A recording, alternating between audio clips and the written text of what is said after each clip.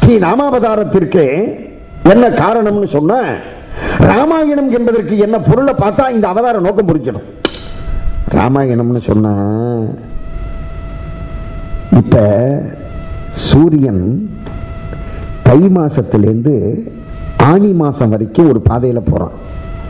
அதை நம்ம என்ன சொல்றோம்? உத்தராயணம். அதே சூரியன் ஆடி மாசத்திலிருந்து மார்கழி மாசம் வரைக்கும் இன்னொரு பாதையில போறான். அதை நம்ம என்ன சொல்றோம்? தட்சிணாயனம். இப்ப உத்திராயணம் தட்சிணாயனம் சொல்றோம். உத்திர வடக்கு அயனம் வழி, தட்சிண தெற்கு அயனம் வழி. அத போல ராமபிரானுடைய அயனம் வழி, ராமபிரானுடைய வழி.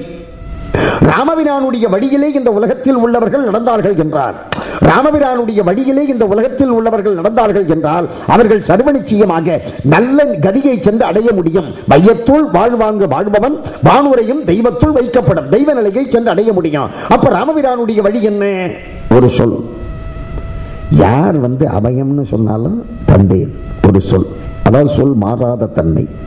அடுத்தது ஒரு வில். கையில வில்ல எடுத்து அம்பை பொருத்திட்டான்னு சொன்னா அந்த அம்பு எய்யப்பட்ட இலக்கை சென்று அடையாமல் திரும்பாது. ஒரு வில், ஒரு வில். அதுதான் நம்ம நாட்டில் ஒரு பழமொழி உண்டு, குறி வைக்க தப்பாது ராமசரம். அதாவது ராமசரம்னா ராமனுடைய அம்பு, குறி வைக்க தப்பாது ராமசரம். ஆனா நம்மளால தான் பழமொழியை மாத்துறதுல பெரிய ஆளாச்சே, குருவிக்கேத்த ராமேஸ்வரம்னு மாத்திட்டாங்க. ஒரு வில். அடுத்தது ஒரு இல், ஏக்க பத்தினி விரதம். இது நம்மளுக்கு தெரியும், இது எல்லாருக்கும் தெரிஞ்சது. இதை விட மிகப்பெரிய ஒரு ராமபிரானுடைய வழி என்னன்னு சொன்ன, ராமனை கூப்பிட்டு முதல் நாள் தசரதன் நீ ராஜான்னா, ராத்திரியோட ராத்திரியா இந்த அம்மா ஒரு உத்தரவு, கை செய்ய. இந்த அம்மான்னா நீங்க வேற யாரையாவது நினைச்சு நம்ம சேஃப்டியா போயிட்டு வரணும். அதுவும் யாரோட பேச கேட்டு? தோழியோட பேச கேட்டு. கூனி கூனி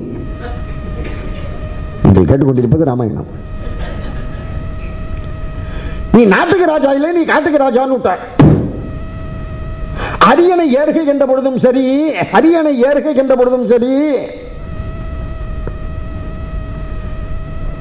இத்திரு துறந்து காட்டிற்கு ஏறுகை என்ற பொழுதும் சரி, நீ ராஜான்னு சொல்றப்பையும் சரி, காட்டுக்கு போன்னு சொல்றப்பையும் சரி, அந்த ராமபிரானுடைய முகம் எப்படி இருந்தது?